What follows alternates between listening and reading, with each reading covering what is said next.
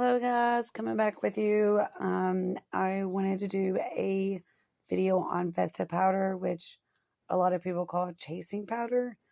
But I went ahead and put a briquette in there. In here, usually I would use my cauldron, but I don't have that right now, so I'm using the mortar and pestle thing. And Vesta powder was used in New Orleans voodoo and Haitian voodoo in ceremonies. It was actually named Vesta powder because of the sacred blend from the Roman goddess Vesta. It was even used in shrines, and it was used to cleanse and protect spaces before setting up a shrine or a space for ceremony. It was also used in special circumstances where a strong curse or a hex could have been present in the situation. Some people call it flash protection powder, Vesta Aru. I've heard it called chasing powder. And a lot of people will use it to stop gossip and some spells. Vesta powder is best used in conjunction with other forms of protective magic, such as baths, charms, and offerings.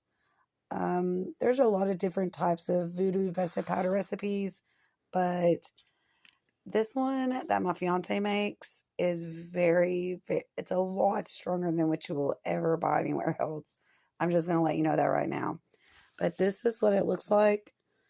And it's got cornstarch and saltpeter in it, which is potassium nitrate. You can add like lavender in it, or I've heard of peppermint, like crushed peppermint. But in my opinion, I would just I've never used any of that. I've only used the saltpeter, which is potassium nitrate, and cornstarch. Some people also use cornmeal, so you might want to go that route. But we do sell it, and believe me, his is a lot stronger.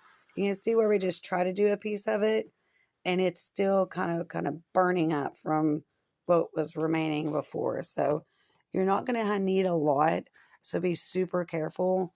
Don't put your face like right over top of it, because it's very, very highly flammable. But you're not going to need a lot. You're going to use about this much. And I'm going to show you just a little bit about it. Just make for sure you get it over the very top of the briquette. If you miss it, you're not going to get what you wanted. What it's used for is if you make a wish or if you throw a petition in there, then as soon as this hits it, it goes up to the universe really quickly. So that's what it's used for. You see how quick it does it? That's stronger than a lot of Vesta powders you will ever see. And that was just like a fourth of this spoon right here. So I'm going to show you again, but you just got to be really careful and make for sure your hair and your face is just out of the way, and make for sure it's in a fireproof safe dish or a cauldron or something like this.